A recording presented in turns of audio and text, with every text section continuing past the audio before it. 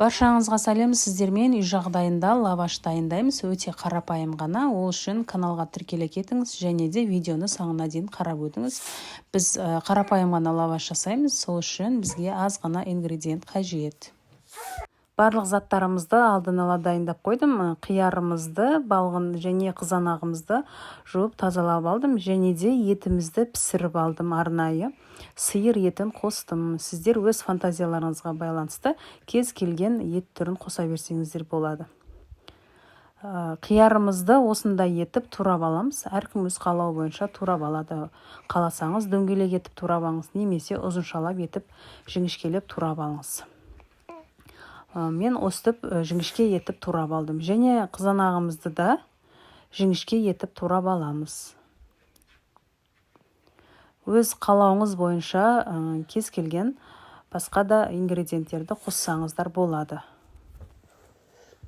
Сиыр етін арнайы пісіріп алдым, тұздалған. Және де артық майларын алып тастап, тек қара кесек еттерін ғана турап алдым. Немесе басқа да жылқы етін қоссаңыздар да болады. Маған лаваш осындай етпен дайындаған ұнайды. Және де тауық етімен жасасаңыздар да болады.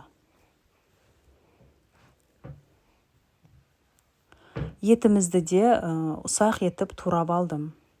Енді дүкеннен алынған лаваш нанымызды алып, менде өте үлкен, осыдан үлкен етіп жасап алсаңыздар да болады. Бір данасынан мен мұны екіге бөліп, екі лаваш жасап шығардым. Бізде өте үлкен екен. Сондықтан екіге бөліп алдым да ортасынан, және барлық заттарымызды ортасына салып шығамыз. Алдымен етімізді, қиярымызды, қызанағымызды салып алдым. Және де майонезімізді, кетчупымызды қосамыз. Кетчуп менде ашылау, чили дәмімен. Өз қалауыңыз бойынша кез келген заттарды қоса берсеңіз болады. Қаласаңыз сырық да қоссаңыз болады.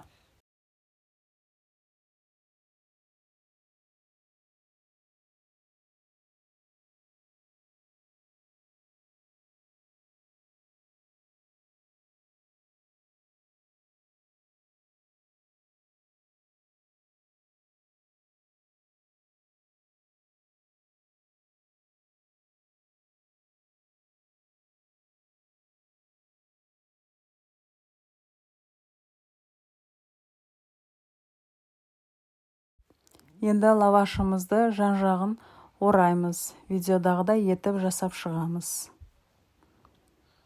Бізде аса үлкен лаваш шықпайды. Кішірейіп қана болады. Өйткені лаваштың ортасынан кесіп алдым. Енді екінші лавашымызды жасаймыз. Дәл осындай етіп жасап аламыз.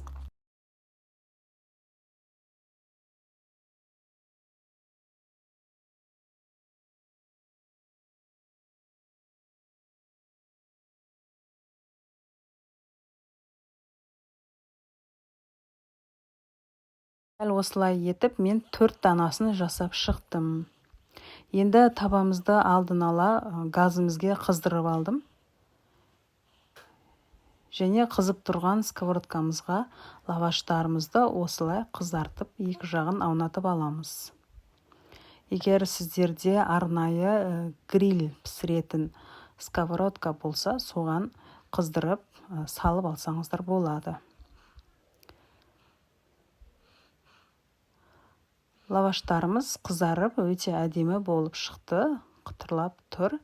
Ыстықтай жесе, дәмі өте керемет болады. Үйдегі бар заттармен дайындалған, өте қарапайым ғана лаваш. Етпен жасасаңыздар, дәмі ерекше болады, әрі өте дәмді болып шығады. Сіздер де жасап көріңіздер, жасауға кеңес беремін.